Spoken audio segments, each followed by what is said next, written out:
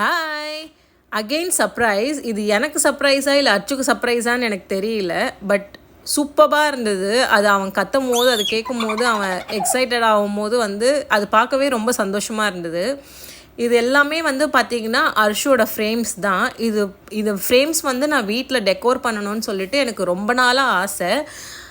ஃப்ரேம்ஸ்ன்னு சொல்லிட்டு இன்ஸ்டா பேஜில் தான் நான் இந்த எல்லா ஃப்ரேம்ஸும் நான் வாங்கியிருந்தேன். அந்த பேஜை நான் டேக் பண்ணுறேன். ரொம்ப லோ ப்ரைஸில் அண்ட் சூப்பரான ஃபினிஷிங்கில் அவங்க கொடுத்துட்ருக்காங்க. பயங்கரமான குவாலிட்டியில் கொடுக்குறாங்க.